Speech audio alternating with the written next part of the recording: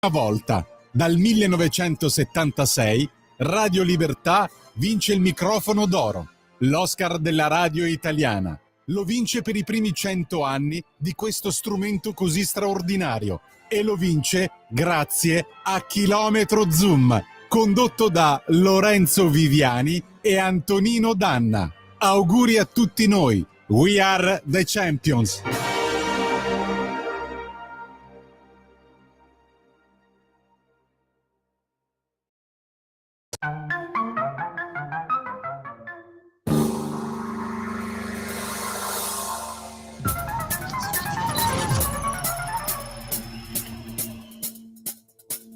Va ora in onda Zoom, il drive time in mezzo ai fatti con Antonino Danna.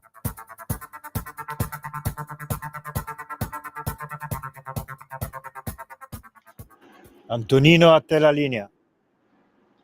Roma, buonasera. India Hotel 870, avanti. India Hotel 870, 115 miglia per Papa Alfa e Papa Romeo Sierra, scusate, mantiene 250. Ricevuto India Hotel 870, può darci uno stimato di Raisi? Sì, Raisi lo stimiamo intorno agli 1,3. 870 ricevuto, autorizzati a Raisi Vor, nessun ritardo è previsto, ci richiami per la discesa. A Raisi nessun ritardo, chiameremo per la discesa 870, è corretto. Ore 21, 04 e 28, meridiano Zulu, quindi le 22, 04 e 28 del 27 giugno 1980. India Hotel 870, quando pronti autorizzati a 110, 110, richiamate lasciando 250 e attraversando 150. India Hotel 870 Roma, India Hotel 870 Roma, India Hotel 870, riceve? Riceve? Rispondi! Ecco, questo è parte del trascritto della caduta del volo del DC-9 Italia. Quella settimana era in classifica al 7° posto Lucio Battisti con una giornata uggiosa. Era stata una giornata uggiosa, aveva piovuto, c'era anche vento forte sulla rotta del DC-9 che era in volo verso Palermo, mancava poco comunque all'atterraggio, l'equipaggio era sereno e disteso, si parlava di andare a mangiare una pizza, si parlava di raccontarsi delle barzellette sporche. A un certo punto il comandante Gatti dice: sporca questa, allora state a sentire. Il suo secondo risponde: guarda, cos'è? E poi il buio. È un buio che dura da 44 anni, sebbene Francesco Cossiga abbia chiaramente indicato in un missile lanciato dai francesi la fine del DC-9.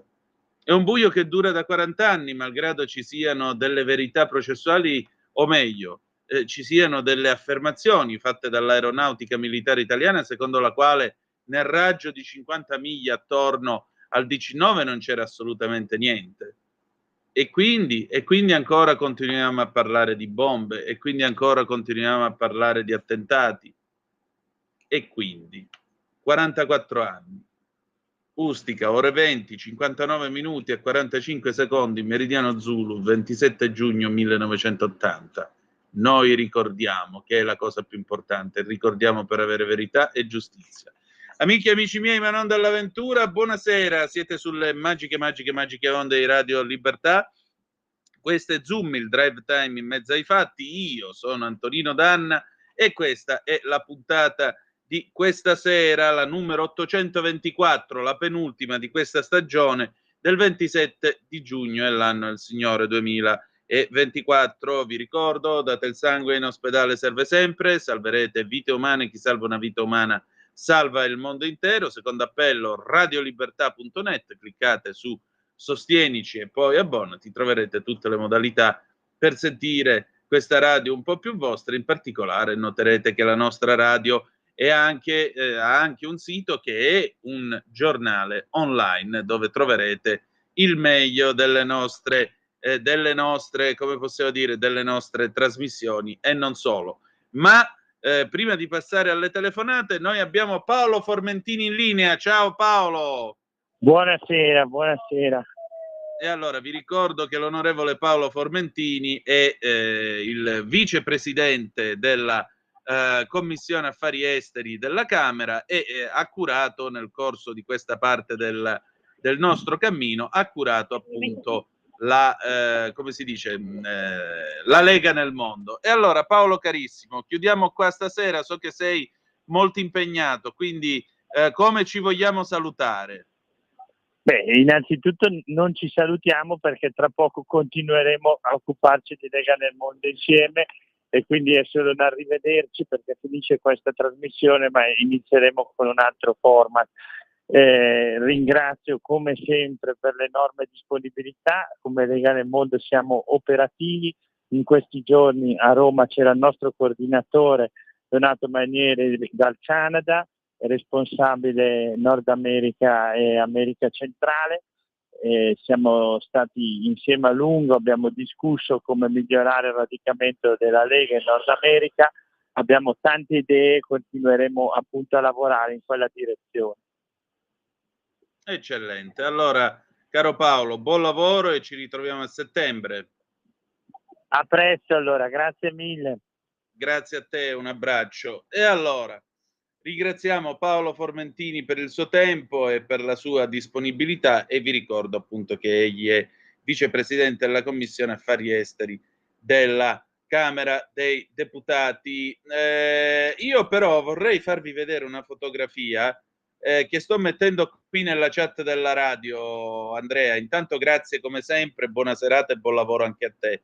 Ti pregherei per favore di mostrare questa fotografia perché io davvero, lo sapete, ora vabbè, è estate, fa caldo, quindi anche io vesto in maniera, diciamo così, un po' più slabbrata. Poi vedete che abbiamo cambiato il logo. Eccoli qua. Allora, voi sapete che io ho 331 cravatte e la collezione ovviamente si allargherà. L'obiettivo è di arrivare a 400 entro la fine del 2024. Vediamo se ce la facciamo. Ma ora guardate questi individui in questa fotografia. C'è praticamente Ilaria Salis, Mimmo Lucano, un signore che credo sia un assistente o un altro eurodeputato, non lo so chi sia, e Carola Rackete, la capitana.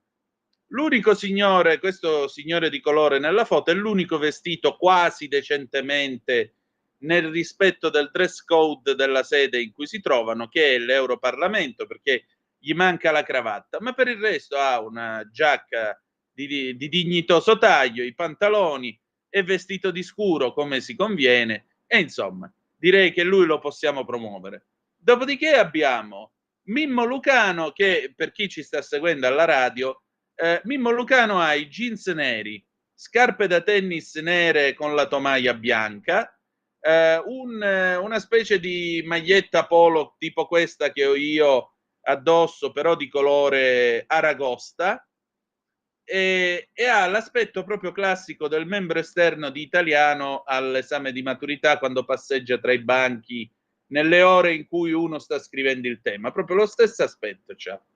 E vabbè.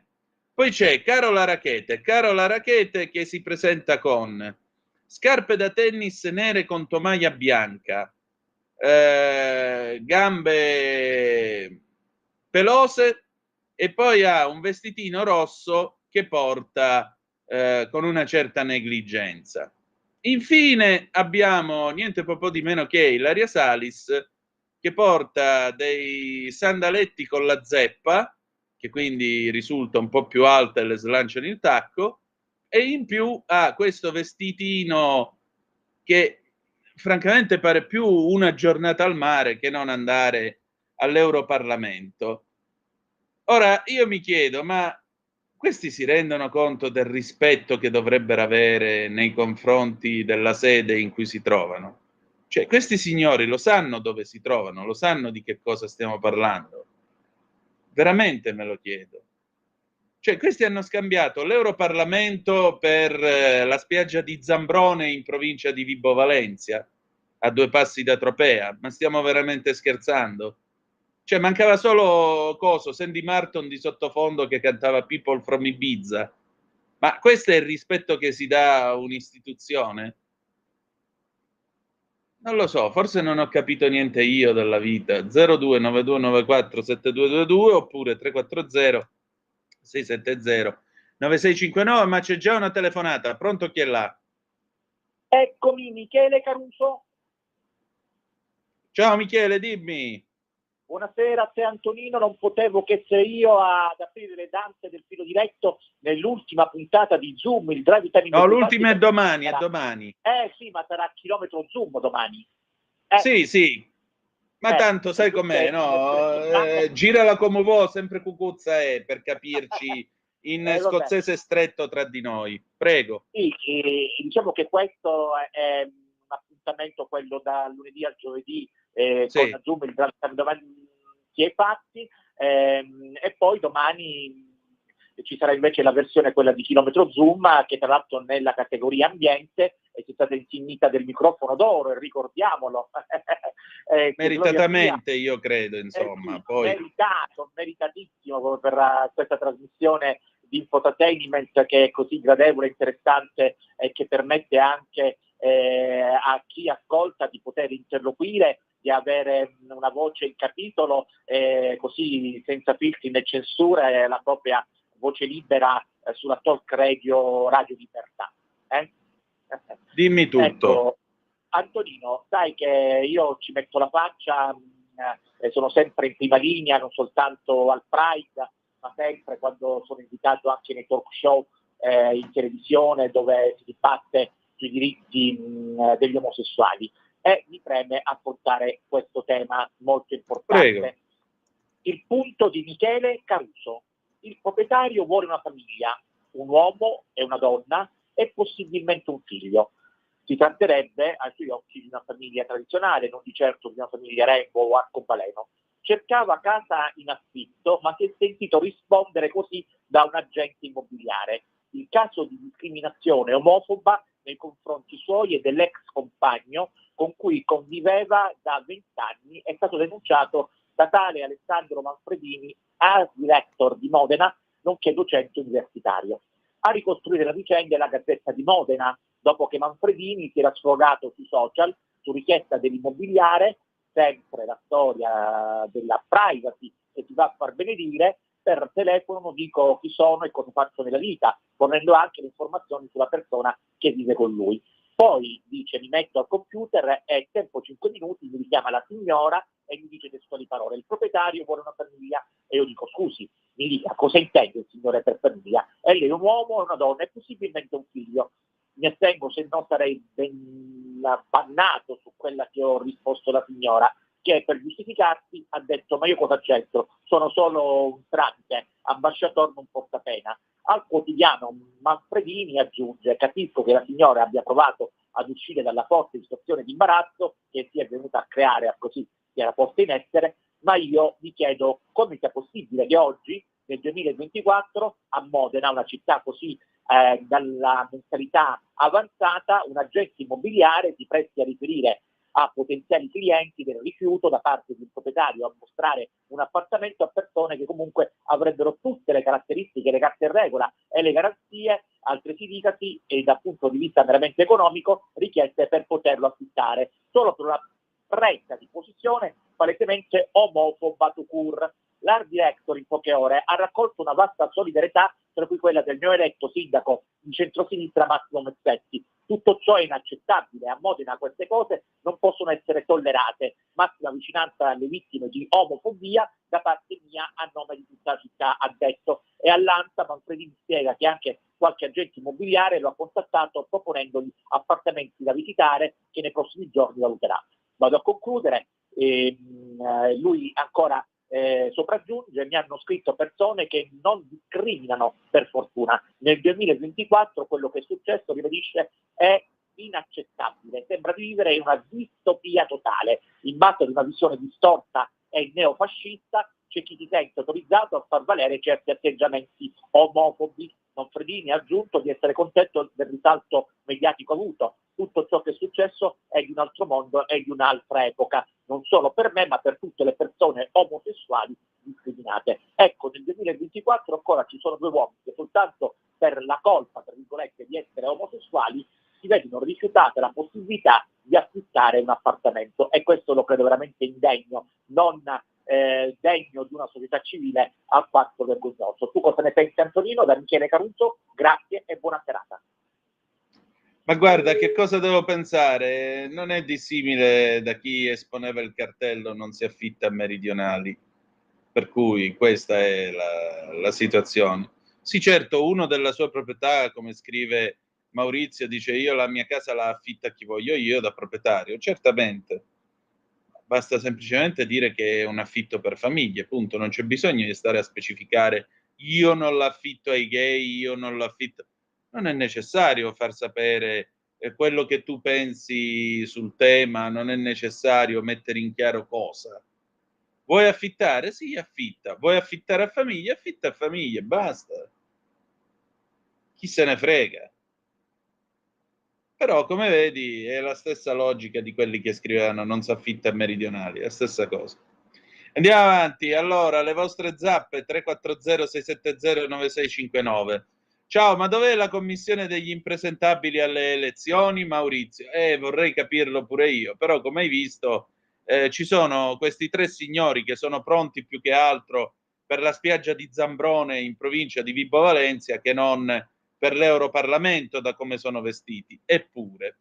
Poi ancora, complimenti per il premio che è stato assegnato alla trasmissione di Antonino Danna e Lorenzo Viviani. Grazie. Credo comunque un riconoscimento anche a tutte le interessanti trasmissioni che ci tengono compagnia durante la giornata. Certamente, continuate così, provvederò anche a un contributo per sostenervi economicamente, quale meritato sostegno per il vostro impegno. E questo mi fa veramente molto piacere, perché naturalmente questo è un successo che ricade su tutta la radio, non è successo o la vanità del singolo. Aggiungerei anche un'altra cosa: c'è una foto, puoi proiettare la foto che abbiamo qui sul WhatsApp, per favore, Andrea? Ecco, così vi lascio questa foto e vi faccio meditare su questo piccolo fatto, perché ho il dovere, siccome mi è stata spedita, la voglio. Ecco qua. Allora, questa è un Alfa Romeo Giulia 1003 del 1972. Questa macchina, che porta, come vedete, sullo sportello posteriore destro ancora il logo del garage dell'Alfista, quando era solo un giornale cartaceo e non la trasmissione adesso di Radio Libertà, che tra l'altro termina sabato mattina. Ecco, questa Giulia ogni estate con gli amici del garage delle emozioni, cominciando da Roberto Acquaviva finendo a Anna Palmabella, ecco, parte e gira tutta l'Europa. Quest'anno i nostri amici stanno andando a Zandvoort allo spettacolo sportivo degli Scarb, il club dell'Alfa Romeo olandese, e questa foto è stata scattata al Museo della Mercedes a Stoccarda questo pomeriggio. Ecco, quindi un'automobile che ha 52 anni di vita, non conosce l'aria condizionata, non ha il servosterzo, non sa che cosa sia l'iniezione elettronica, eppure attraversa tranquillamente con i suoi pieni di benzina tutta l'Europa. Adesso io voglio che qualcuno mi racconti che nel 2035 andremo con l'automobilina a pile, però me lo deve dire senza piangere. Con questo noi ce ne andiamo in pausa e poi dopo Gabriella Ronza, anche lei, chiude la stagione con Epos, il sale, l'usanza del sale a tavola. A tra poco. Stai ascoltando Radio Libertà, la tua voce libera, senza filtri né censure, la tua radio. Salve a tutti, sono Gabriella Runza e oggi vi parlerò di superstizioni. Siamo arrivati all'ultimo video sull'origine di alcune superstizioni. Ho scelto di terminare con quella molto diffusa del far cadere del sale a tavola. Comune in moltissime civiltà del mondo, in moltissime società, la credenza secondo la quale far cadere del sale a tavola porterebbe sfortuna è ancora radicatissima. Innanzitutto capiamo che valore ha il sale, perché si tratterebbe dello spreco di una materia ritenuta preziosissima. Il sale fin dall'antichità ha avuto un ruolo fondamentale nella crescita di moltissime civiltà. Innanzitutto veniva ritenuto una specie di valuta. Non è un caso che il termine salario, utilizzato per indicare lo stipendio, derivi proprio da questa parola. Poiché essenziale per la conservazione del cibo e per altre motivazioni anche di tipo religioso, il sale risultava quindi una moneta di scambio preziosissima. Molti riti religiosi e magici, oltre che propiziatori, riguardano l'utilizzo del sale. E come detto molto prima dell'invenzione di strumenti tecnologici importantissimi nella nostra quotidianità, basti pensare al frigorifero, al congelatore, il sale era utilizzato per la conservazione degli alimenti, quindi utilissimo contro lo spreco. Secondo la maggior parte delle credenze, per evitare anni di sfortuna, si dovrebbe prendere il sale caduto a tavola, un pizzico di questo, con la mano destra, la mano collegata appunto alla divinità, e lanciarlo dietro la spalla sinistra, collegata invece al maligno. Bene, spero che questi brevissimi video sulle superstizioni più diffuse vi siano piaciuti. Inizierò presto nuove rubriche e intanto vi saluto e vi mando un bacio. Un nuovo modo per sostenere la tua radio. Visita radiolibertà.net. Ti basta un click e potrai versare il tuo contributo volontario direttamente online. Potrai donare con ogni tipo di carta di credito, anche prepagata. Ti aspettiamo online Su radiolibertà.net. Sostieni la tua radio con il tuo contributo volontario. Radio Libertà. La tua radio. Diamo voce alla nostra gente. I paid my dues. Per la prima volta dal 1976, Radio Libertà vince il microfono d'oro, l'Oscar della radio italiana. Lo vince per i primi 100 anni di questo strumento così straordinario. E lo vince grazie a Chilometro Zoom, condotto da Lorenzo Viviani e Antonino Danna. Auguri a tutti noi! Voi siete i campioni! Per interagire con Radio Libertà, inviaci un messaggio di testo, audio, video al nuovo numero dedicato a te. 340 6709 659 340 6709 659. Rimani connesso con Radio Libertà, la tua radio. Ehi tu, non trovi più il segnale di Radio Libertà sulla tua radio DAB? Non disperarti, risintonizza. Sì, ma come? È facile, tasto menu, poi scegli il tasto corrispondente alla ricerca automatica dei canali, attendi qualche minuto e tutte le stazioni DAB della tua zona saranno disponibili. C'è un equilibrio tra tutte le cose. Luce e ombra. Bene e male. Non ci saranno più regole. Il popolo si sta sollevando. Se quell'equilibrio viene turbato, l'universo lo corregge. Ogni sabato, ore 16. Ogni domenica, ore 14. Il grande cinema. Movie Time con Vincent. Il mondo ha di nuovo bisogno di te, della tua magia. L'intrattenimento, l'azione, l'avventura. Movie Time, la magia del cinema. Dentro l'ignoto. Quella è la destinazione. Radio Libertà, vi aspettiamo. Direi che siamo alla resa dei conti. A te la linea, Antonino. Grazie carissimo, grazie caro Andrea, grazie anche alla nostra Gabriella Ronza. Tra una decina di minuti avremo con noi Carlo Cambi per questa ultima puntata della stagione di Ufficio Cambi e naturalmente sarà una puntata speciale perché ci sarà con lui anche Petra Carsetti, con cui fa coppia nella vita e professionalmente. Si occuperanno entrambi di che cosa? Di bon ton, classe, buon gusto e stile, perché il nostro Carlo e la nostra Petra si occupano di questo tema da un bel po' di tempo, quindi sarà anche una piacevole conversazione, almeno io spero e credo. Permettetemi ancora un fiore per Ustica, perché io avevo anche trovato questa bellissima poesia di Gregorio Scalise, poeta che è morto qualche anno fa, sul sito stragediustica.info, che è stato realizzato da uno dei parenti delle vittime. E allora sentite che bella poesia e il senso della memoria che è in questa poesia. Cercare di dimenticare più in fretta possibile, l'oblio più veloce del missile, la ferita aperta deve essere richiusa come in un paese di specchi, le parole cadono senza danno e rumore. Se esistevano uomini e donne, onoriamoli senza tante storie.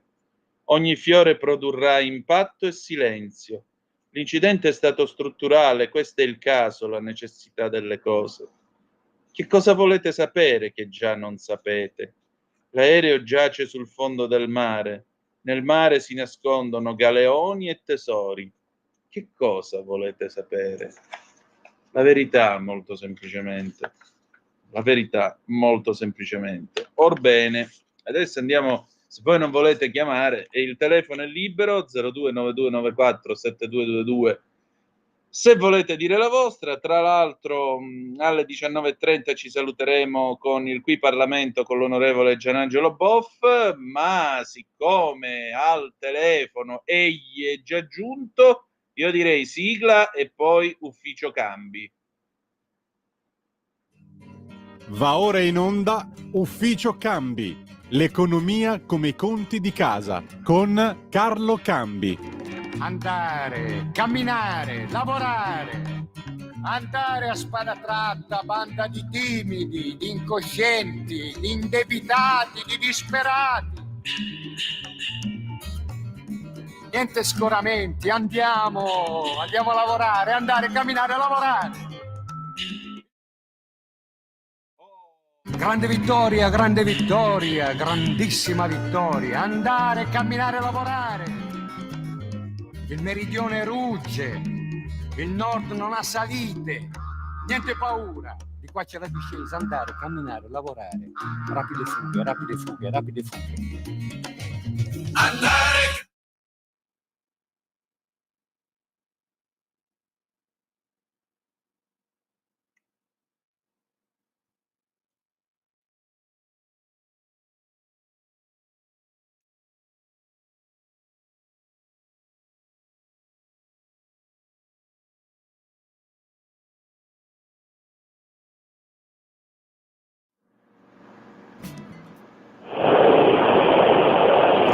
E allora è sempre tempo di bon ton, del resto il libro che hanno scritto assieme si intitola Gala Time. Io ho il piacere di ospitare questa sera Petra Carsetti e Carlo Cambi. Buonasera a entrambi. Petra Carsetti però ha dato forfè, caro Antonino, perché mi ha detto come faccio io a parlare con uno che ce l'adoro, il microfono. Vabbè, senti, io volevo commentare con te l'incredibile foto che è arrivata da Bruxelles. Però, Petra, scusa tanto, ci teneva anche, ma come sai le maestre di Galateo vengono talvolta chiamate velocissimamente a dare il loro contributo su delle manifestazioni. È stata chiamata ad apparecchiare, cioè meglio, a dare istruzioni come apparecchiare una tavola di particolare prestigio qui nella regione Marche, e quindi mi ha detto cazzi tuoi, capito? Vabbè, cosa, dai, vabbè. Va bene, noi comunque proiettiamo la tua foto insieme a lei, perché in ogni caso è giusto ricordare che l'avete preparato insieme questo libro, Gala Time. Sì, no, la vera di Galateo è lei, io sono soltanto un povero storico che gli ha prestato quel minimo di conoscenza storica sulla materia, ma chi ne sa davvero è Petrina mia. Peraltro, come sapete, tutte le settimane su Panorama e La Verità, sui siti, noi facciamo le nostre pillole di Galateo che sembrano diventate ormai una sorta di vademecum per l'Italia gentile, mettiamola così. Vai, andiamo avanti, dai, vai. E allora Carlo, ma hanno ancora senso le buone maniere in questo paese, secondo te? no, ci sarebbe un'urgenza di buone maniere in questo paese, e ti spiego perché. Noi l'abbiamo fatto in tante scuole, ma ultimamente siamo andati in un convitto. Voi sapete che il convitto è quella particolare scuola dove i ragazzi arrivano a studiare e di fatto ci mangiano, ci dormono, vengono ospitati, e i ragazzi che arrivano al convitto, che arrivavano almeno storicamente al convitto, sono ragazzi di famiglie più o meno svantaggiate, che però in forza di un profitto molto elevato dei ragazzi vengono accolti e accompagnati negli studi. Bene, ti devo dire che quando noi siamo andati in questo convitto a fare queste lezioni di bon ton, diciamo così, ma anche se bon ton a noi piace poco, ci piace più parlare proprio di galateo, di educazione, questi ragazzi hanno risposto in maniera entusiasta, perché hanno capito una cosa fondamentale, che restituire alla relazione interpersonale delle forme corrette e gentili valorizza l'incontro.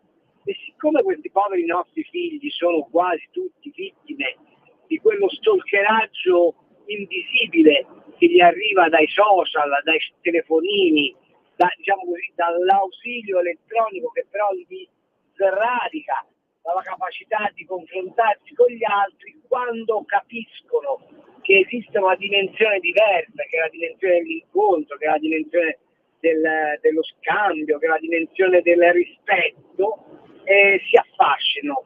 Ti devo dire che noi avevamo programmato di fare 2 ore di lezione, non ci hanno mollato se non alla quinta ora, quando è suonato la campanella del refettorio.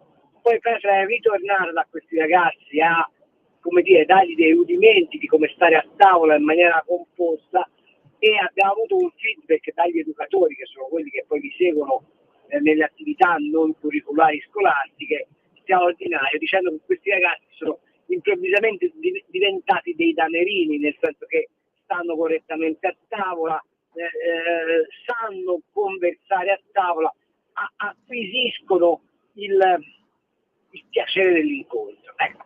Quindi immagina tutto questo, abbiamo raccontato un episodio di una scuola superiore, trasferiscilo negli ambienti di lavoro, nella politica, nel tempo libero, nella riunione di condominio, tanto per dirne una, e domandati quanto bisogno ci sarebbe di rispetto e buone maniere nelle relazioni che ogni giorno coltiviamo.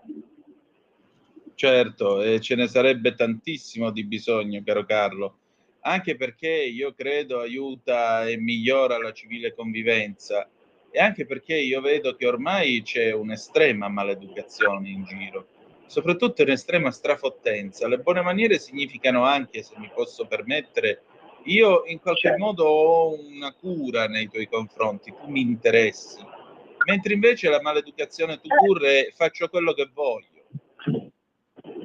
Direi che c'è una distanza ulteriore, Antonino. La distanza viene, come dire, scandita da questo evento.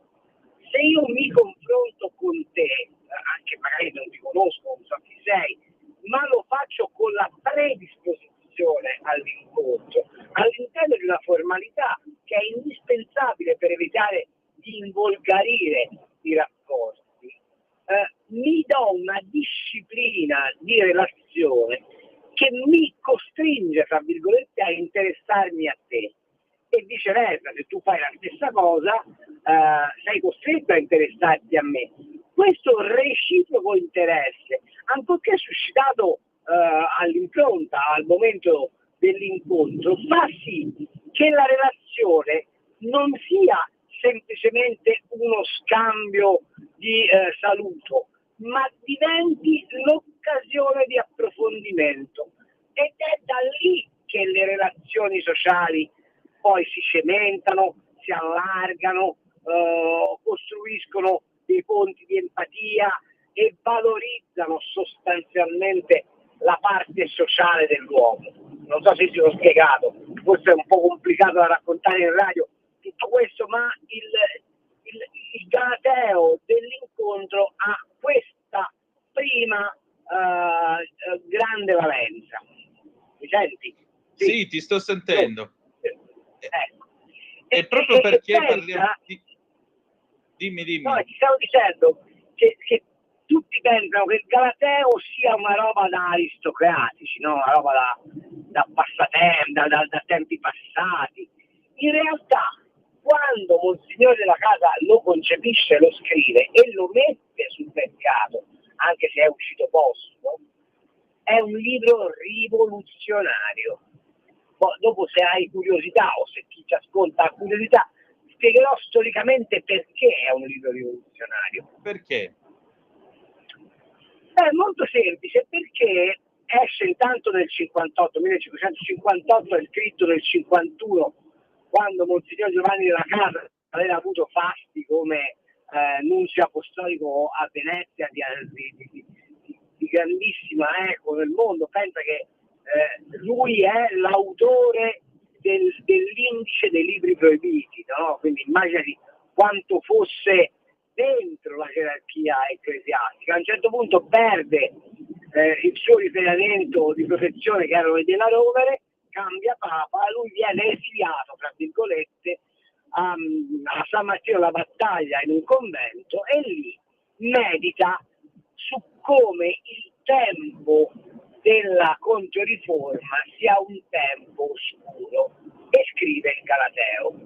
Ma perché è rivoluzionario? Perché una cinquantina d'anni prima era uscito un altro libro che sicuramente molti dei nostri ascoltatori e delle nostre gentili ascoltatrici hanno frequentato quando andavano a scuola, che è Il Cortegiano di Baldassare Castiglioni. Come sai, Il Cortegiano è scritto in onore di Federico da Montefeltro, signore di Urbino. E che cosa scrive sostanzialmente Castiglione in questo libro? Come colui il quale è ammesso a corte si debba comportare per compiacere il Signore. Quindi stabilisce in qualche misura una gerarchia di rapporto tra l'ospitante, cioè il Signore, e l'ospite, cioè il cortigiano. Che cosa fa invece il nostro amico Monsignor della Casa? Accortosi che era sorto un nuovo ceto borghese fatto di professioni, cioè i notai, i medici, gli avvocati e di buona mercatura, cioè i mercanti, che avevano un'ottima dotazione di censo ma non avevano una nobiltà. Questi signori cercavano di scimmiottare il comportamento dei nobili.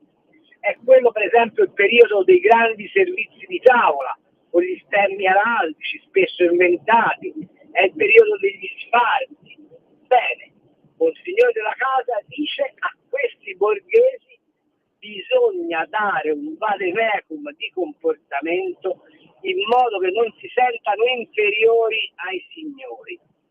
E scrive il Galateo, che è scritto in forma platonica perché è un dialogo tra un vecchio signore e il nipote, al quale viene detto come comportarsi in ogni situazione. Tu immagina di vedere nel nipote questa nuova classe di mercanti, di borghesi, che vengono ammaestrati a superare in gentilezza e rispetto gli aristocratici. Quindi è un libro profondamente rivoluzionario da questo punto di vista. Certo, sicuramente.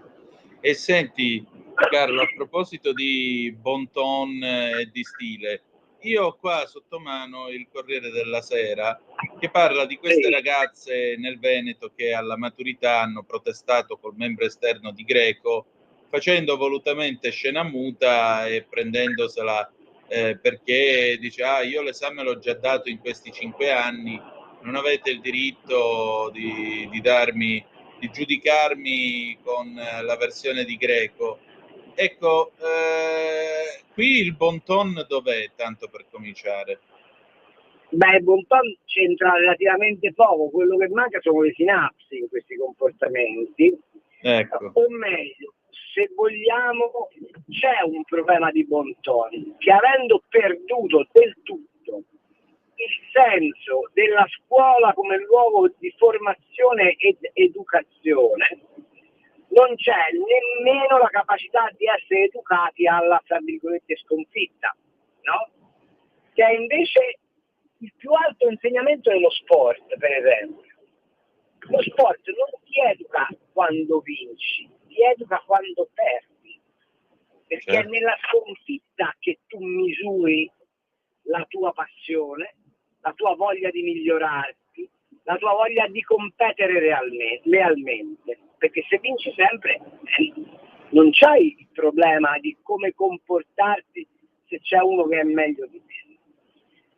Ma mentre nello sport questo viene accettato, non viene più accettato nella scuola, perché è venuto meno, a partire dalla famiglia, il principio di autorità. Esatto. Sarei per dire che nella scuola è venuto meno anche il principio di autorevolezza, perché spesso e volentieri quando i professori fanno gli amici degli allievi, a me è capitato di insegnare all'università e di pretendere dai miei allievi che venissero vestiti in maniera acconcia. Mi è capitato di sottolineare che dovevano darmi del lei per il semplice fatto che io a loro davo del lei, e quando alla fine, come sempre capita, lo sai meglio di me, cioè, quando finisci il ciclo delle lezioni e magari hai finito anche gli esami, si stabilisce una relazione un po' meno formalizzata, perché chiaramente non c'è più la barriera della valutazione, eccetera, eccetera. Soltanto in quel momento io consentivo ai miei studenti di come dire, avere con me un rapporto che andasse al di là della materia. Ma quando io gli insegnavo, gli dedicavo tutto di me. Non era il proporre una nozione, ma era il proporre, partendo da dei dati di fatto oggettivi, quali sono le materie disciplinari, una dimostrazione di passione, una dimostrazione di fatica, una dimostrazione di applicazione, una dimostrazione anche di dedizione, perché tu se fai l'insegnante ti devi dedicare, no? Che è una delle cose più importanti del Galateo, devi dare, devi donare. Ecco, ma in cambio di quel dono che dai, devi ricevere un altro dono, che è il rispetto. Ed è il rispetto alla persona, è il rispetto alle regole, è il rispetto dei giudizi. Non esiste siamo abituati ad avere dei ragazzi che invocano il VAR, non so se mi spiego. Sì, sì, ecco, sì. Nella vita non c'è il VAR, No. perché c'è un tiranno spaventoso che si chiama tempo, e cosa fatta, come si dice dalle mie parti, capo A, nel senso che non torni indietro. Allora tu non puoi invocare di aver avuto un certo rendimento per 5 anni e poi dire non mi sottopongo a verifica perché ciò che già ho fatto a mio giudizio è sufficiente. No. Te immaginati questa ragazza, questi ragazzi che dovessero trovarsi improvvisamente assunti e a fronte di un compito che gli viene dato nello svolgimento delle loro mansioni dicessero: ma siccome ieri già ti ho dimostrato che lo so fare, oggi non lo faccio. Quanto durerebbe la carriera lavorativa di questi ragazzi? Molto poco, molto poco.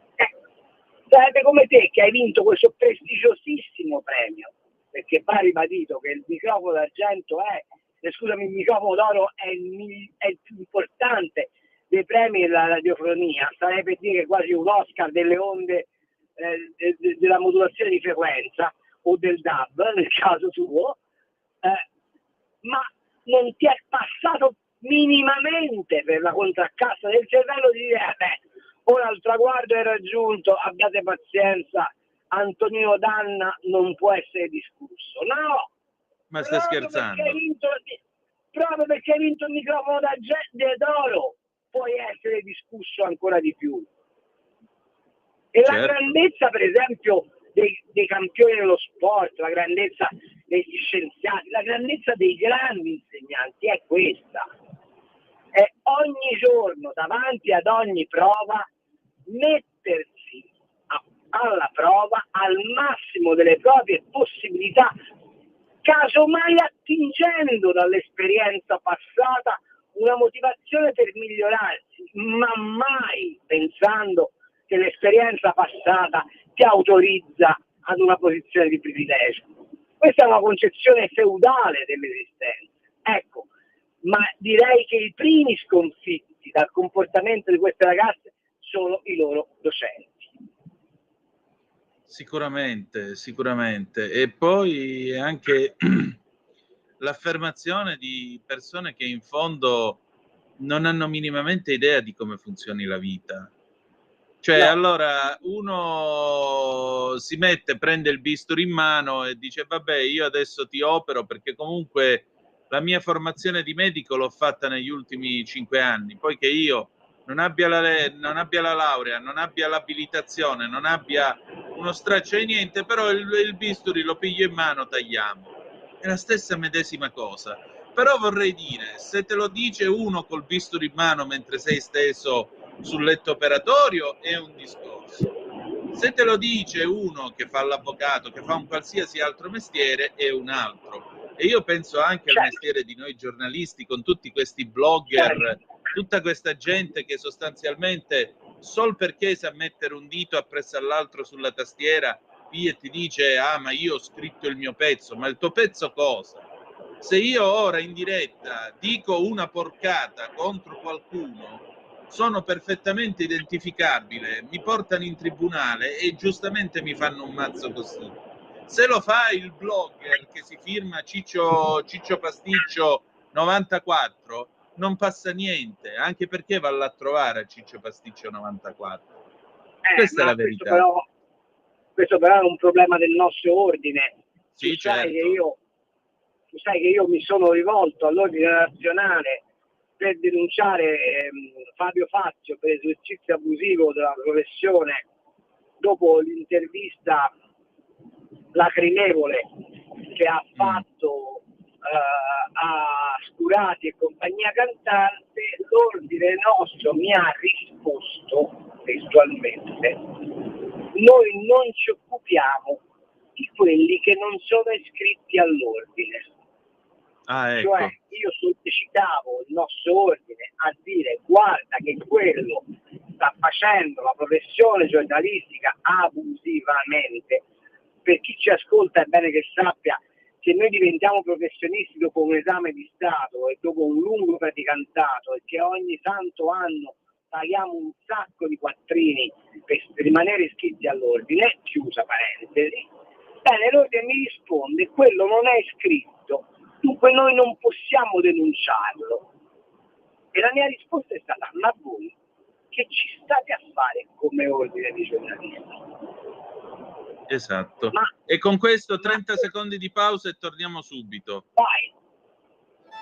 Stai ascoltando Radio Libertà, la tua voce libera, senza filtri né censure, la tua radio. La linea a te, Antonino. Benissimo. Sai, la risposta che ti ha dato l'ordine dei giornalisti un po' ricorda il comma 22. Se sei pazzo puoi chiedere l'esenzione, ma se chiedi l'esenzione vuol dire che non sei pazzo. Esatto, è così. Però se possiamo sollecitare le nostre ascoltatrici e i nostri ascoltatori sul Galateo, ti vorrei dare alcune pillole, alcune curiosità. Per esempio, lo sapete che non bisognerebbe dire buon appetito? Ecco. E lo sai, questa la sapevo pure io. Ma perché no? Perché durante il Medioevo, ma soprattutto durante il Rinascimento, i signori usavano far assistere ai loro banchetti, che non erano semplicemente mangiare, ma erano delle rappresentazioni di potenza. Apro parentesi, sappiate che Ludovico il Moro assume Leonardo da Vinci non come architetto o ingegnere, non come dipintore, ma come maestro delle cerimonie di palazzo, perché toccava a Leonardo da Vinci allestire le scenografie, controllare i menù, fare i costumi dei servitori, eccetera, eccetera, chiusa parentesi, facevano queste rappresentazioni e chiamavano la plebe a vedere. Ovviamente la plebe non mangiava nulla. Quando era finito il banchetto, solitamente fra le 25 e le 33 portate, gli avanzi venivano tirati al popolo con i signori che si divertivano a vedere questi poveri bifolchi che s'azzuffavano per un pezzo di pane e gli gridavano continuamente: sfamatevi, buon appetito, sfamatevi. E quindi dire buon appetito è come dire: io ti ho invitato a casa mia o alla mia mensa esclusivamente per farti sentire inferiore e quindi è in qualche modo un'offesa. Ma pensa che una testimonianza meravigliosa di queste barbare usanze dell'aristocrazia ce l'hai a Bologna. Se tu vai in piazza Santo Stefano, una delle famose piazze di Bologna dove ci sono le 7 chiese, si chiamano così perché sono 7 chiese una dentro l'altra, c'è un palazzo che apparteneva ai signori di Bologna, dove sono raffigurate fuori dalle finestre delle teste. E uno si domanda: ma chi sono queste teste? Perché i Bentivoglio erano così persi che si erano fatti ritratti perché la gente che stava sotto il palazzo immaginasse la loro soddisfazione mentre in questo enorme salone a vetri banchettavano. Quindi il Galateo è pensato per dire ai Bentivoglio: tesoro, per favore, trattaci da umani. Infatti.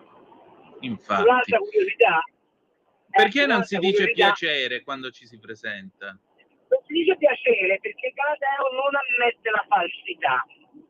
Se io per la prima volta ti incontro, non posso sapere se dall'incontro con te riceverò un piacere, riceverò un'emozione o semplicemente riceverò un'occasione di incontro fugace.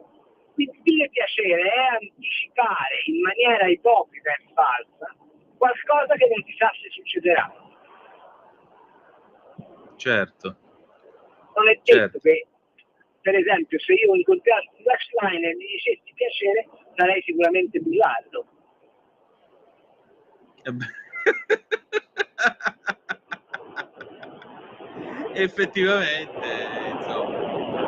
effettivamente, se penso a quello che ci diciamo nel corso delle nostre conversazioni tutto l'anno, sì. Perché vedi, la magia del Galateo è questa, che riconduce l'uomo all'eleganza della sua essenza, che non vuol dire stare con la cravatta, i teccheriti, eccetera, eccetera, no, vuol dire semplicemente indossare l'abito della più compiuta umanità. Dopodiché il formalismo delle tue cravatte meravigliose, old style possiamo dire, è un segno del lavoro che tu hai fatto su te stesso per presentarti agli altri nella migliore condizione possibile.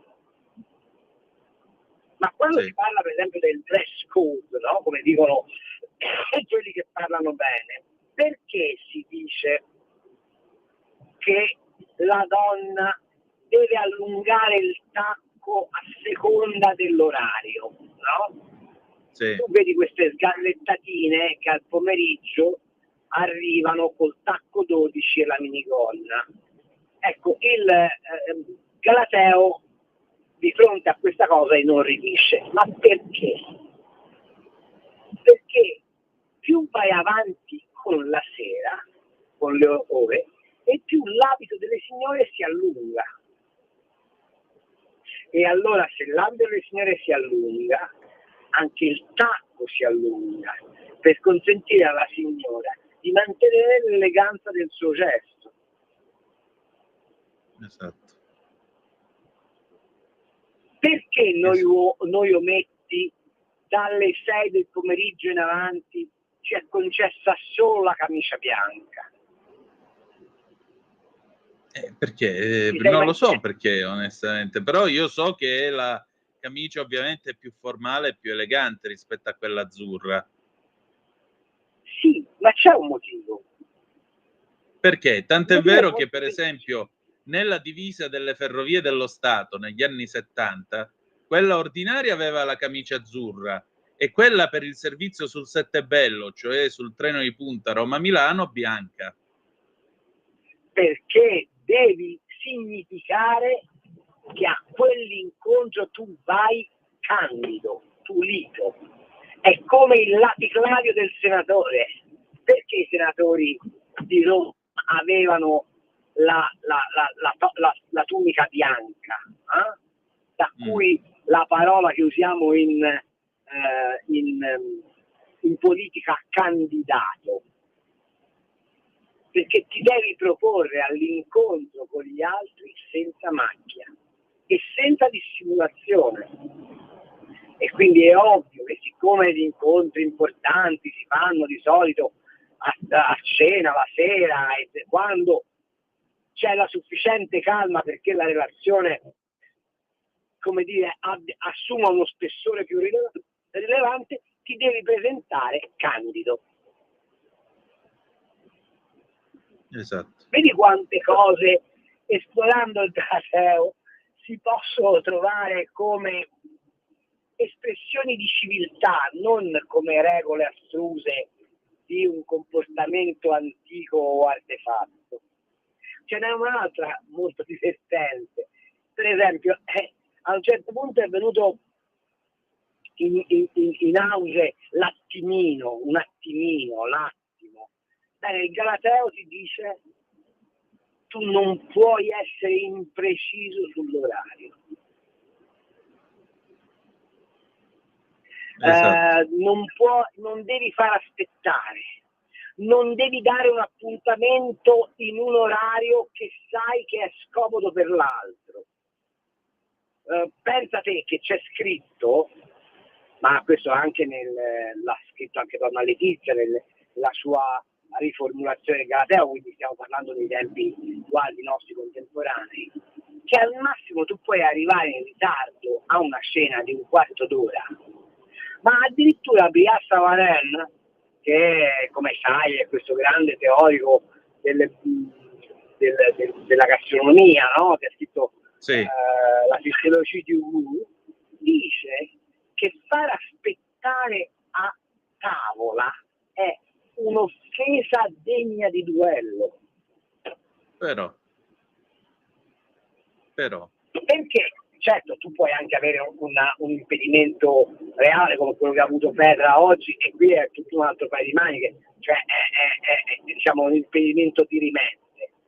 Ma non prestare fede all'appuntamento, soprattutto della convivialità, vuol dire sostanzialmente tenere in non cale, cioè in non interesse, quella ritualità indispensabile che intorno alla tavola si costruisce, cioè della società del companatico, dello stare insieme, del condividere, del convivere. Pensa un po', sarebbe come se tu a Natale inviti i tuoi a casa, no? Sì. E improvvisamente uno dei tuoi dice: Antonino, ma a me che mi frega di fare Natale con te? Quanto saresti mortificato? Tanto. Ecco, arrivare tardi a una cena, a meno che non ci sia un impedimento, ovviamente, batti contro un albero, ti si ferma la macchina, questo è un altro paese, ma farlo scientemente è come dire ai tuoi parenti: ma sì, sai che c'è, io a Natale con te mi rompo i coglioni. Non si fa, giusto? Certo che e no. Non c'è bisogno di aver studiato il Galateo per saperlo. Ecco, questo è uno dei tanti elementi. Per esempio, non si dice salve. Perché non si dice salve? Questa non la so.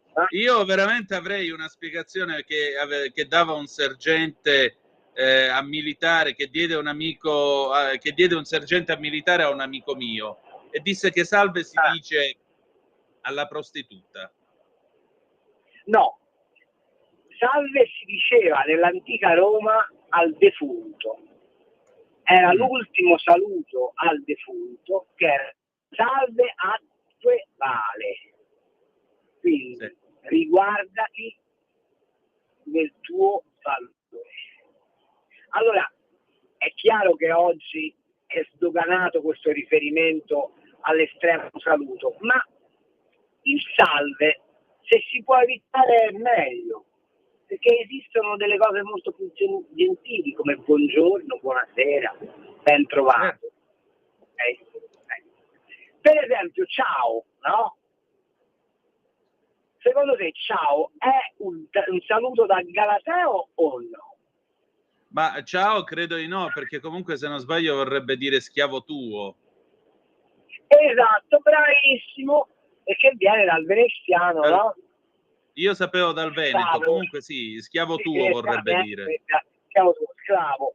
Ecco, ciao, che noi oggi utilizziamo in maniera molto, come dire, dégagée, in realtà è forse una posizione di minoranza. E guarda quanto il galateo è stronzo. Non concepisce una gerarchia tra uno e l'altro nell'incontro. Al punto che oggi, se ti capita di essere invitato al ristorante da una ragazza, sì, e la ragazza vuole essere coerente col galateo, dovrebbe pagare lei. Perché per il galateo paga, perché per il galateo paga chi invita. Certo. A meno che ovviamente non vi siate messi d'accordo per fare come si dice alla romana. Perché per il galateo non esistono le gerarchie. Anche nei posti a tavola, dove esiste peraltro sì una scala di riservare alcuni posti piuttosto che altri, ma è basata sull'anzianità o sulla condizione di rapporto con l'ospitante, al punto che il galateo non ammette che tu dia, quando arrivi, per esempio, i titoli accademici o quelli nobiliari. Gli unici titoli ammessi sono quelli ecclesiastici e militari. Quante volte avete visto le scene del maestro di cerimonia che batte il bastone? È arrivato l'alcalde Juan Manuel. Sì, questi spagnolismi. Questi spagnolismi, se si facesse in presenza di Monsignore della Casa ti butterebbe fuori di casa. Ecco. Perché quindi in pratica supponiamo che stiamo arrivando io e che ne so, il principe di Palagonia. Allora prima il maestro di cerimonie batte per terra e dice, malgrado io abbia appunto il titolo di dottore, dice il signor Antonino Danna è signora. Esatto. E io entro. E tu entri. E mettiamo che tu sei il mio amico più stretto. Sì.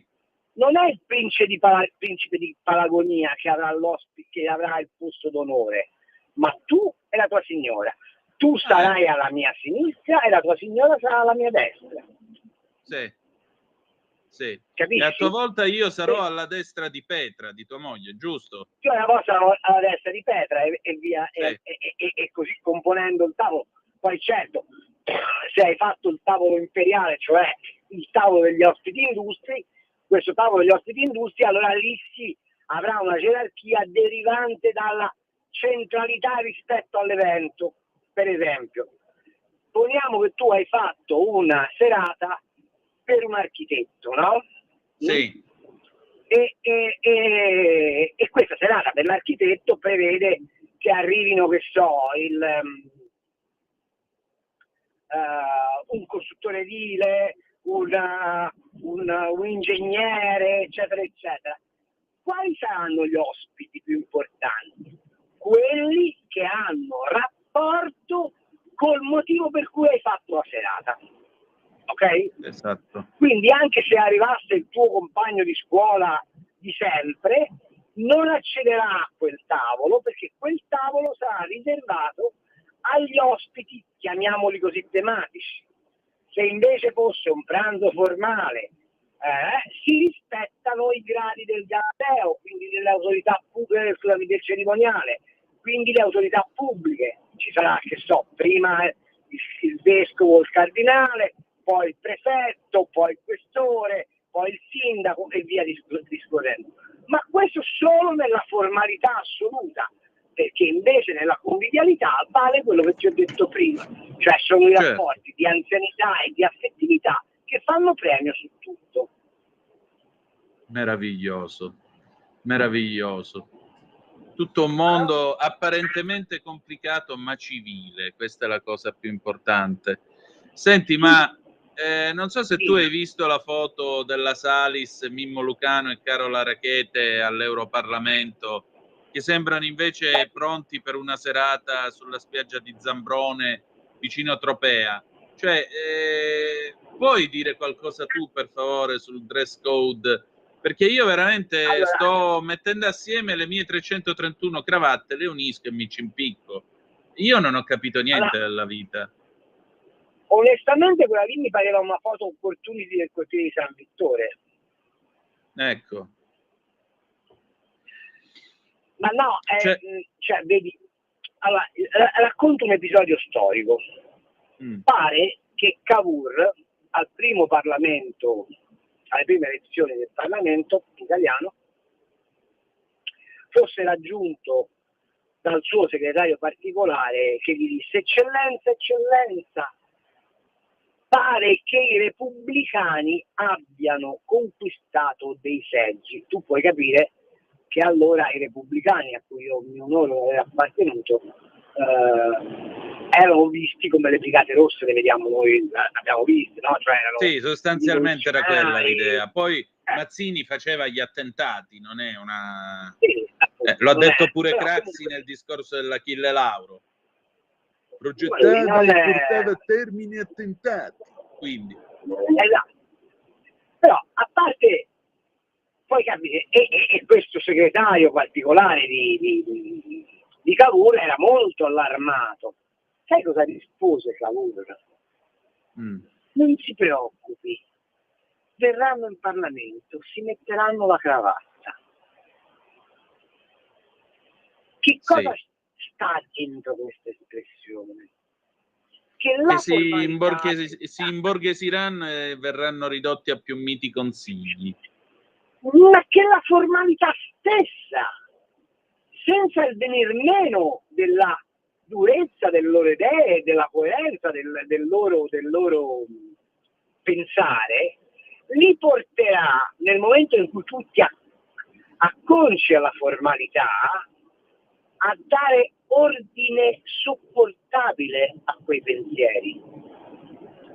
Quindi se la Salis fosse costretta a indossare un dress code consono all'importanza del ruolo che, con gré malgré, gli elettori le hanno assegnato, vedrai che il suo sguaiato eloquio immediatamente deve assumere un altro tono. Mimmo, quando su Maoro si è presentato con gli stivali in Parlamento e nessuno l'ha fermato, è stato un errore.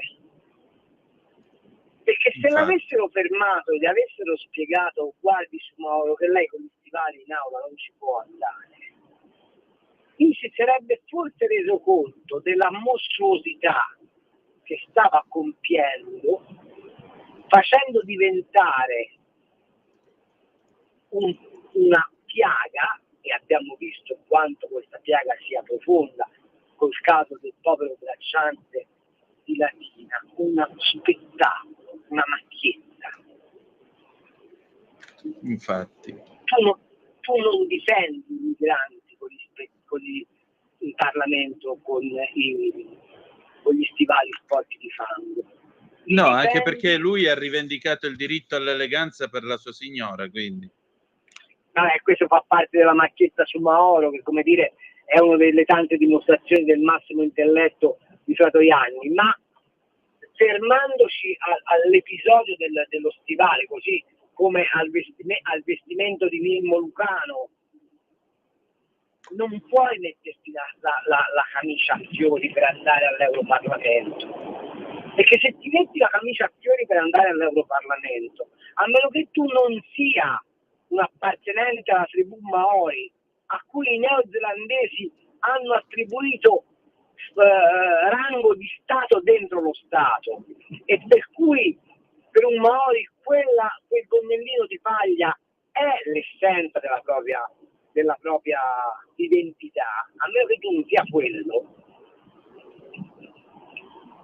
Infatti. Non puoi mettere la camicia a fiori. Infatti. Perché dentro quel Parlamento stai discutendo le sorti di 400 milioni di persone. Ecco, quindi quando tu mi chiedi che penso di quella foto, io penso veramente che dentro quei vestiti da straccioni niente. Sì, appunto. Io, guarda, resto esterrefatto, ma anche per una questione di rispetto verso se stesso. Ma ci tengo a marcare l'idea, ora che sta cominciando la bella stagione, a dirvi: non siate mai sciatti, perché se siete sciatti il vostro pensiero sarà sciatto, il vostro rapporto sarà sciatto, saranno sciatte le cose per costruire.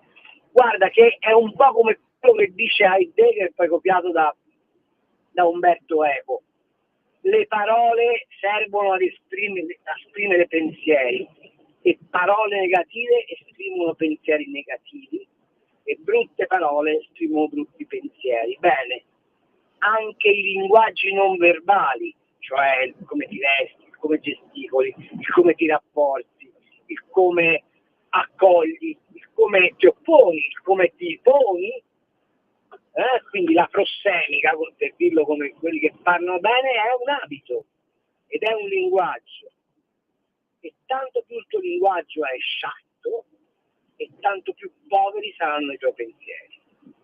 È vero, è vero.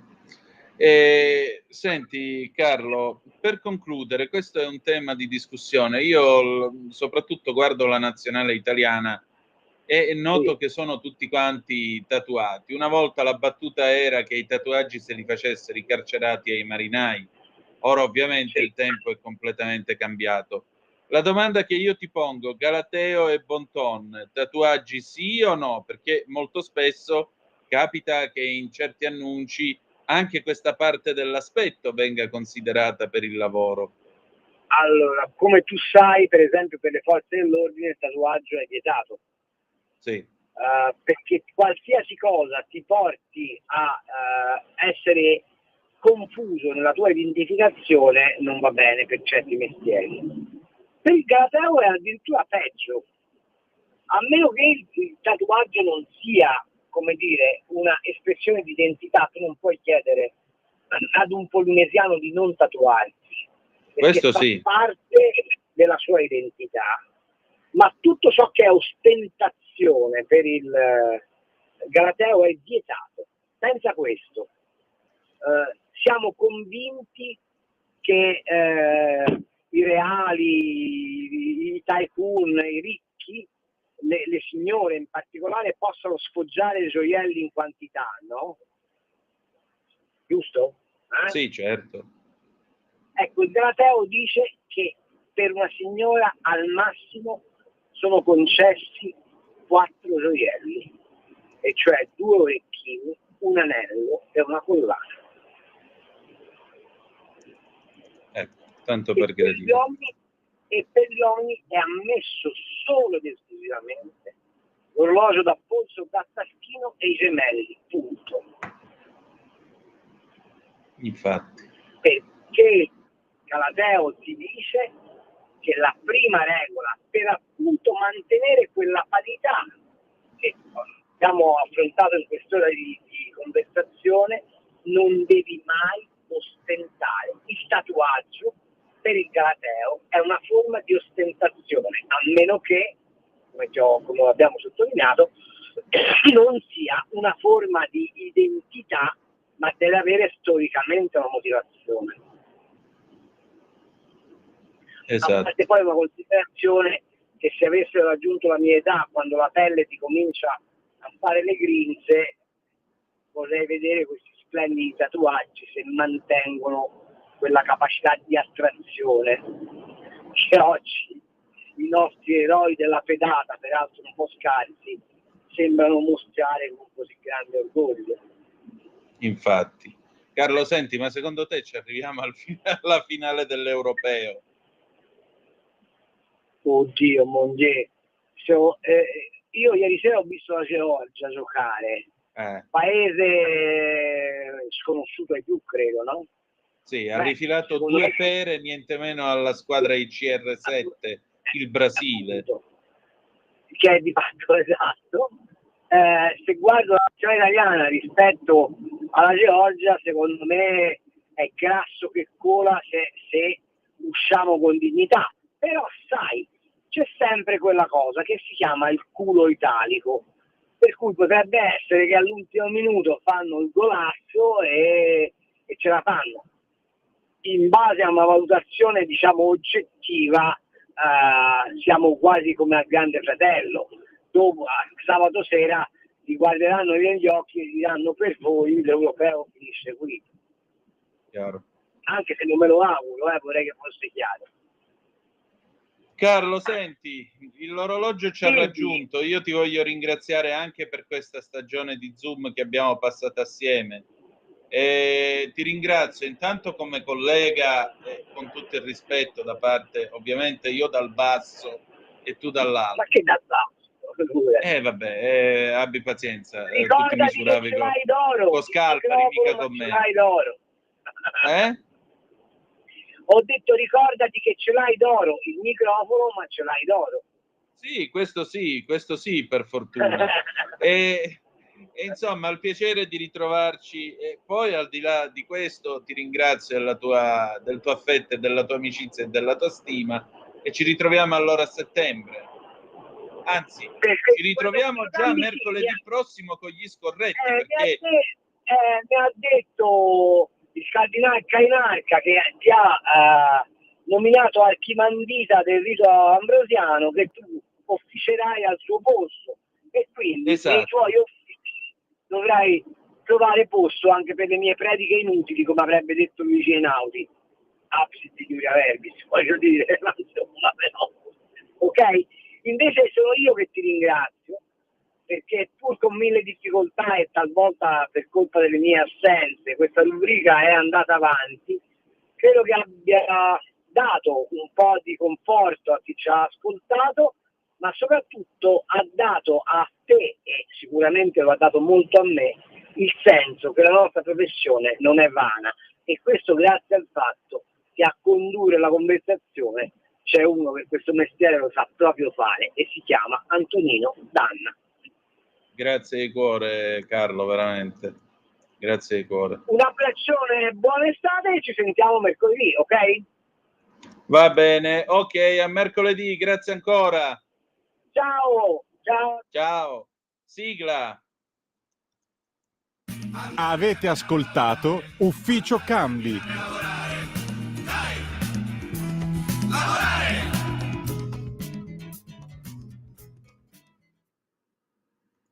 Allora, bella gente, noi abbiamo finito per questa sera. Adesso qui Parlamento, e poi ci ritroviamo ci salutiamo con Alice, Il vento caldo dell'estate 1980. Grazie per essere stati con noi, e ricordate che malgrado tutto, the best is yet to come. Ultima puntata domani, chilometro Zoom alle 17:30 con Lorenzo Viviani. Grazie a tutti e che Dio vi benedica. Buona serata.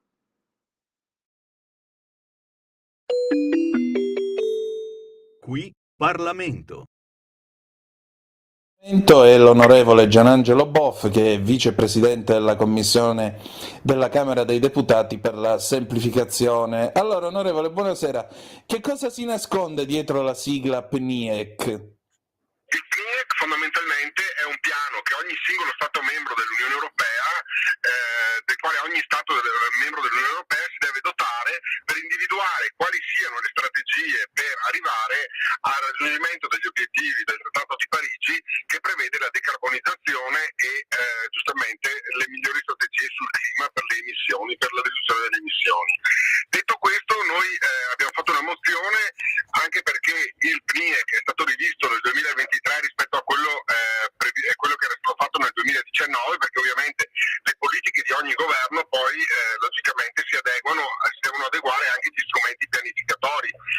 Noi riteniamo fondamentalmente che gli obiettivi che si è dato il Trattato di Parigi siano degli obiettivi nobili e utili, ovviamente per andare incontro a quelle che sono le esigenze dell'ambiente e del nostro clima.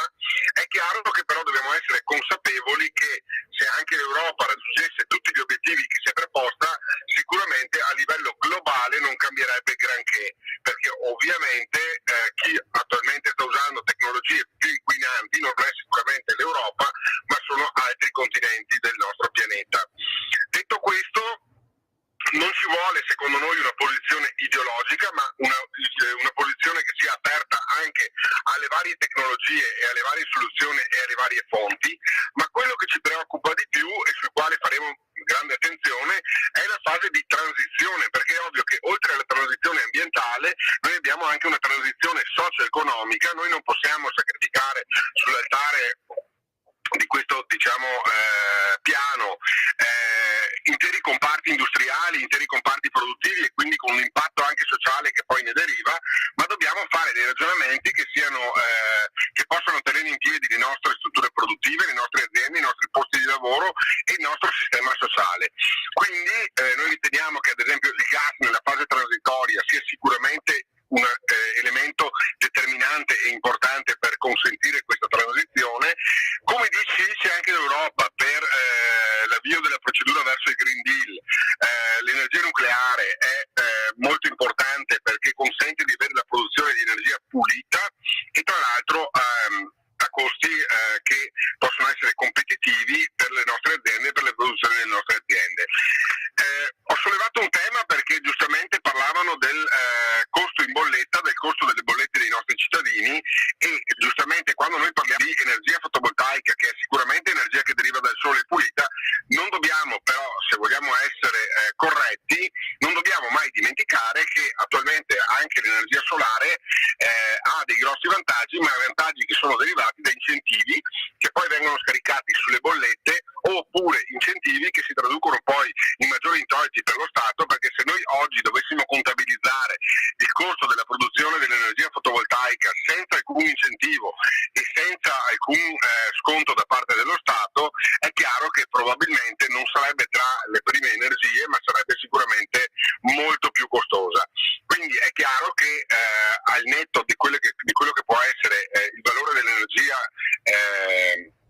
solare in questo momento, dobbiamo anche tener conto che ci sono grandissimi incentivi e c'è una grande spinta su questa fonte energetica che ha dei costi per lo Stato e ha dei costi per i cittadini che se noi ignoriamo non facciamo sicuramente un bilancio corretto di quello che è l'approvvigionamento energetico, oltre a essere una produzione intermittente. E ovviamente le nostre aziende, il nostro sistema produttivo non è intermittente, cioè noi non possiamo chiudere le fabbriche nel momento in cui non c'è più il sole, ma ci sono dei settori produttivi che hanno esigenza di poter continuare, quindi dobbiamo diversificare quello che è il nostro pacchetto di energie che produciamo, e altresì dobbiamo tener conto anche che dobbiamo sganciarci dalla dipendenza russa ad esempio per il gas attraverso gli accordi che il nostro governo ha chiuso anche con altri paesi. Noi siamo sul Mediterraneo, quindi abbiamo diversi gasdotti che portano il gas poi sui nostri confini e in Europa,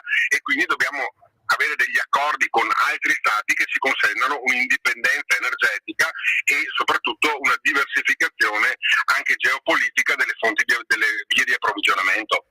Onorevole, qualcuno dei nostri ascoltatori però a questo punto alzerebbe la mano e direbbe no, questo è suicida, dobbiamo invece mantenere i rapporti con la Russia perché il gas ci costava di meno. Che cosa dobbiamo rispondergli?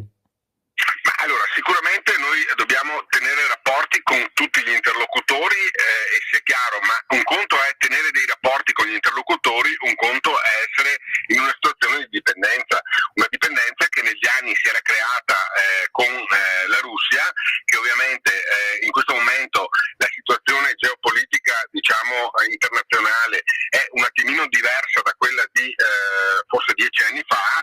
Oggi come oggi c'è la necessità comunque di avere anche altre possibilità.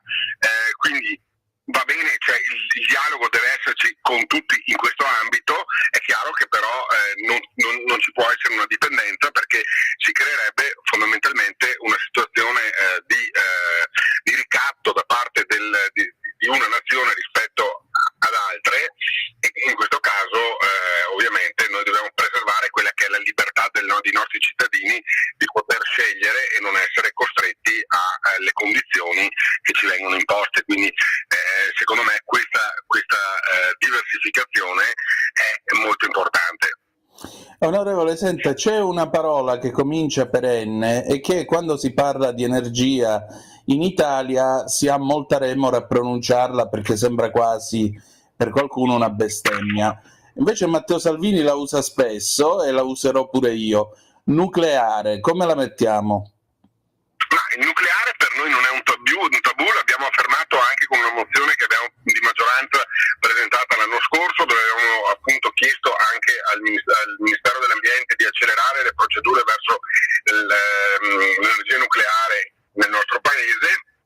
È una fonte di approvvigionamento molto importante, tra l'altro le ultime generazioni di impianti per la produzione di energia nucleare sono assolutamente sicuri e a bassissimo impatto, e anche se guardiamo poi le direttive europee sul Green Deal eccetera, indicano proprio l'energia nucleare come la strada per riuscire ad avere un abbattimento della CO2 e lottare contro i cambiamenti climatici. Quindi tra l'altro non ci sono in Italia le centrali nucleari, ma ce le abbiamo in tutti i paesi che stanno attorno all'Italia, e per quanto riguarda quelle europee non vi sono mai stati problemi rilevanti, quindi si ritiene sia importante andare avanti per questa strada, perché è una strada che ci indicano anche il mondo ambientalista, non ideologico, indica il nucleare come la soluzione, e soprattutto anche sotto l'aspetto poi dell'impatto economico le nostre imprese hanno bisogno di energia costante, e hanno bisogno di una produzione energetica nazionale. Quindi sicuramente per noi la strada del nucleare è una strada imprescindibile se vogliamo raggiungere quegli obiettivi, se vogliamo la decarbonizzazione, se vogliamo arrivare ad avere un paese più pulito, e un paese più pulito con però aziende che lavorano e persone che hanno un lavoro. Certo, chiaramente. Un'ultima cosa, onorevole, è il 1° gennaio 2036, fra 12 anni. Io esco per strada, trovo ancora una pompa di benzina aperta per fare il pieno?